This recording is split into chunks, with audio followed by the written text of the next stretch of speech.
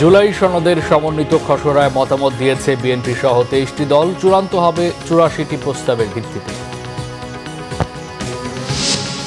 Ukraine Russia যুদ্ধবিরতি নিয়ে আলোচনা, প্রেসিডেন্ট জেলেনস্কির সাথে পুতিনের বৈঠকের সম্ভাবনা নাকচ করলেন রুশ পররাষ্ট্রমন্ত্রী।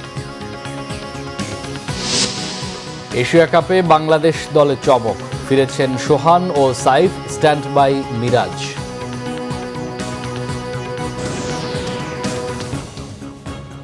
দেখছিলেন কাউন্ট 7 সংবাদ শিরোনাম, এবার বিস্তারিত। জুলাই সনদের সমন্বিত খসড়া নিয়ে মতামত দিয়েছে বিএনপি সহ ২৩টি দল। দলগুলো লিখিতভাবে তাদের মতামত জাতীয় ঐকমত্য কমিশনে জমা দিয়েছে। শুক্রবার গণমাধ্যমে পাঠানো এক বিবৃতিতে ঐকমত্য কমিশনের সংযোগ দপ্তর এবং তথ্য জানিয়েছে, এসব দলের মধ্যে বিএনপি, জাতীয় নাগরিক পার্টি, এনসিপি, গণফোরাম, বাংলাদেশের সমাজতান্ত্রিক দল, বাসদ সহ বড় ও ছোট নানা দল রয়েছে। তবে জামাতের মতামত দেয়া নিয়ে ধোঁয়াশা তৈরি হয়েছে। কমিশনের সংবাদ বিজ্ঞপ্তিতে জামাত মতামত জমা দিয়েছে বলা হলেও প্রথম আলোর এক প্রতিবেদনে বলা হয়েছে, দলটির সেক্রেটারি জেনারেল মিয়া গোলাম পরওয়ার গতকাল সন্ধ্যায় জানিয়েছেন শনিবার কমিশনে মতামত জমা দেবে তার দল। গণঅভ্যুত্থানের মধ্য দিয়ে ক্ষমতায় আসা অন্তর্বর্তী সরকার রাষ্ট্রের বিভিন্ন ক্ষেত্রে সংস্কার আনার উদ্যোগ নেয়। প্রথম ধাপে গঠিত ৬টি সংস্কার কমিশনের ৮৪টি প্রস্তাবের ভিত্তিতেই জুলাই জাতীয় সনদ নামে দলিল তৈরির কাজ চলছে। গত ২৯ জুলাই রাজনৈতিক দলগুলোকে এই সনদের প্রথম খসড়া দেয় জাতীয় ঐকমত্য কমিশন। এরপর দলগুলোর মতামতের ভিত্তিতে তৈরি করা হয় সমন্বিত খসড়া, যা গত শনিবার দলগুলোর কাছে পাঠানো হয়। পরীক্ষায় অকৃতকার্যতা বা ব্যর্থতা মানেই জীবন থেমে যাওয়া নয়, মনের জোর নিয়ে আবারও উঠে দাঁড়াতে হবে, যেতে হবে এগিয়ে। মার্কশিটের চেয়ে জীবনের মূল্য অনেক বেশি। রেজাল্টের পর শিক্ষার্থীদের মধ্যে আত্মহত্যার প্রবণতা কমাতে অনেক বড় ভূমিকা রাখতে পারেন শিক্ষক ও অভিভাবকরা। এ বিষয়ে তাদের মধ্যে সচেতনতা বাড়াতে বিভিন্ন সংস্থা কাজ করছে। আসমা আক্তার নুপুরের রিপোর্ট, ক্যামেরায় ছিলেন জহিরুল হক জনি। পরীক্ষার রেজাল্ট প্রকাশের পর কৃতী শিক্ষার্থীদের উচ্ছ্বাস প্রকাশের চিত্রের আড়ালে চাপা পড়ে যায় প্রত্যাশিত ফলাফলে ব্যর্থ শিক্ষার্থীদের মনোবেদনা। হতাশা থেকে আত্মহত্যার পথও বেছে নেন কেউ কেউ। আঁচল ফাউন্ডেশন নামে একটি সংস্থার জরিপে দেখা গেছে, ২০২৪ সালে সারা দেশে স্কুল, কলেজ, মাদ্রাসা ও বিশ্ববিদ্যালয়ের ৩১০ জন শিক্ষার্থী আত্মহত্যা করেছেন। এর আগে ২০২৩ সালে ৫১৩ জন এবং ২০২২ সালে আত্মহত্যা করেছিল ৫৩২ জন শিক্ষার্থী। তথ্য অনুযায়ী তুলনামূলকভাবে ১৭ থেকে ২১ বছর বয়সী শিক্ষার্থীদের মধ্যে এই প্রবণতা বেশি দেখা গেছে। পরীক্ষায় অকৃতকার্য বা হতাশা থেকে আর যেন কোনো প্রাণ ঝরে না যায়, সেই লক্ষ্যে শিক্ষার্থী ও অভিভাবকদের সচেতনতা বাড়াতে কাজ করছে একটি বেসরকারি সংস্থা। এবারের এইচএসসি পরীক্ষা চলাকালে অভিভাবকদের মাঝে বিতরণ করা হয় লিফলেট। এ বিষয়ে কাউন্সেলিংও করা হয় তাদের। দরকার কাউন্সেলিং করা, কেননা এই আজকাল কিন্তু অনেক ছেলেমেয়ে ভুল সিদ্ধান্ত নিয়ে তাদের জীবনের ঝুঁকিতে চলে যায়। যদি তোমার 5 নাও আসে, এটা নাথিং, এটা কোনো ব্যাপার না, তোমাকে আরো জয় করতে হবে। আমি আগে থেকে ওকে মেন্টাল ভাবে করে রেখেছি, সাহস জুগিয়েছি যে বাবা তুমি ভয় পেও না, তুমি না করলে আবার ইমপ্রুভমেন্ট দেবে, সমস্যা তো নেই, একবার ভালো না করলে আরেকবার দেখবে, কিন্তু এটা তুমি হতাশ হও না। পরীক্ষায় ভালো ফলাফল বা কৃতকার্য হওয়াটাই জীবনের লক্ষ্য নয়। প্যারেন্টসরা যেন তাদের বাচ্চাদেরকে বোঝায় যে একটা খাতার রেজাল্টই তোমাদের কাছে কোনো কিছুই না, তুমি চাইলে যদি আবার তুমি ট্রাই করো, তুমি ভালো রেজাল্ট করতে পারবে। আর তার থেকে বড় কথা, আমাদের রেজাল্টটা একবার গেলে আরেকবার আসবে, কিন্তু একটা জীবন যদি চলে যায় তাকে কিন্তু আমরা ফিরিয়ে আনতে পারবো না। স্টুডেন্ট আমাদের মাঝখান থেকে হারায় না যায়, তারা যেন আমাদের মাঝেই থাকে, কারণ তারাই হচ্ছে আমাদের দেশের সম্পদ। তারা বেঁচে থাকলে দেশে অনেক কিছু করা সম্ভব। রেজাল্ট খাতায় থাকুক, বুকের মানিক বুকে থাকুক। সন্তানের মনে সাহস জোগাতে হবে, বন্ধুর মতো পাশে থাকতে হবে অভিভাবকদের। রেজাল্ট কখনোই জীবনের চেয়ে বড় নয়, তাই আপনার সন্তান যদি আশানুরূপ রেজাল্ট নাও করে, তারপরেও নিজের সন্তানকে আগলে রাখুন, বুকে রাখুন। আসমা আক্তার নুপুর, বাংলাভিশন, ঢাকা। নীলফামারীতে সফলভাবে চাষ হচ্ছে বিদেশি ফল রামবুটান। স্বাদে ও পুষ্টিগুণে ভরপুর থাকায় বাড়ছে ফলটির চাহিদা।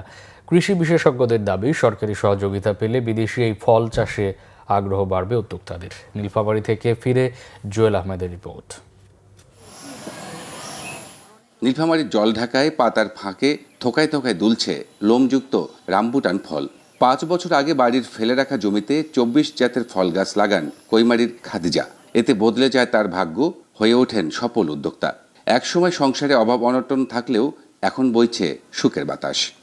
একটা গাছের 50,000 টাকার মতো ফল বিক্রি করতে পাইছি। আমি খুব গর্বিত। আমি নিজের সহায়তায় এগুলো করছি। এখন আমাকে যদি সরকার সহযোগিতা করে তাহলে আমি আগামীতে আরও এগিয়ে যেতে পারবো। স্থানীয় বাজার ছাড়াও অনলাইনে ক্রেতাদের কাছে পৌঁছে যাচ্ছে সুস্বাদু এ ফল। খাদিজা আপার বাগানে এসে দেখতেছি যে এখানে সেই প্রচুর ফলন হয়েছে। আমরা এখন এটা অনলাইনে বিক্রি করতেছি এবং জেলা পর্যায়ে বা বিভাগীয় পর্যায়ে বিক্রি করতেছি এবং এর চাহিদা অনেক বেশি। বিদেশি ফল চাষের জন্য এ অঞ্চলের মাটি বেশ উপযোগী বলে জানান কৃষি কর্মকর্তা। উত্তরাঞ্চলের যে চাষাবাদ, সেই চাষাবাদে দেশি বিদেশি ফলগুলোর মধ্যে রামবুটান ফল কৃষকের মাঝে সাড়া জাগিয়েছে। আমার আশাবাদী যে এই রামবুটান ফল কৃষকরা চাষ করে এখান থেকে লাভবান হবে। পরিকল্পিত উদ্যোগে এই অঞ্চলে রামবুটান সহ বিদেশি ফল চাষ কৃষকদের আয়ের নতুন দ্বার উন্মোচন করবে, এমন প্রত্যাশা সবার। রামবুটানের চাষ এখন শুধু শখ নয়, এটি লাভজনক একটি কৃষি উদ্যোগে রূপ নিচ্ছে। এই ফল চাষের মাধ্যমে উত্তরের কৃষি অর্থনীতিতে নতুন এক সম্ভাবনা সৃষ্টি হচ্ছে। জুয়েল আহমেদ, বাংলাভিশন, জলঢাকা, নীলফামারী।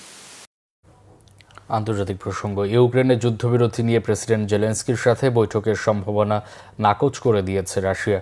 দেশটি শান্তি আলোচনা বন্ধ করে যুদ্ধ দীর্ঘায়িত করার চেষ্টা করছে বলে মন্তব্য প্রেসিডেন্ট জেলেনস্কির। রুশ পররাষ্ট্রমন্ত্রী সের্গেই ল্যাভরভ বলেছেন, ইউক্রেন ও রাশিয়ার শান্তি চুক্তি নিয়ে এখনও কোনো বৈঠকের পরিকল্পনা করেনি মস্কো। শুক্রবার এক বিবৃতিতে কথা জানান তিনি। রাশিয়ার প্রেসিডেন্ট ভ্লাদিমির পুতিনকে বৈঠকে রাজি করাতে যেসব প্রাথমিক সমঝোতার প্রয়োজন, এই বৈঠকে বসতে হলে প্রাথমিকভাবে ওয়াশিংটন এবং কিয়েভকে ন্যাটোর সদস্যপদ, অঞ্চল বিনিময় সহ বেশ কয়েকটি বিষয়ে প্রাথমিক সমঝোতায় আসতে হবে। কিন্তু প্রেসিডেন্ট জেলেনস্কি এখনও এসব বিষয় নিয়ে কোনো মন্তব্য করেননি। এসব বিষয়ে সিদ্ধান্তগুলো জানালেই রুশ প্রেসিডেন্ট বৈঠকে বসবেন বলেন পররাষ্ট্রমন্ত্রী ল্যাভরভ। এর আগে 23 আগস্ট রুশ পররাষ্ট্রমন্ত্রী জানান, ইউক্রেনের সাথে সমঝোতায় যে কোনো ধরনের আলোচনায় বসতে রাশিয়া প্রস্তুত। এদিকে রাশিয়া শান্তি আলোচনা বন্ধ করে যুদ্ধ দীর্ঘায়িত করার চেষ্টা করছে বলে দাবি করেছেন ইউক্রেনীয় প্রেসিডেন্ট। এবার খেলার সংবাদ।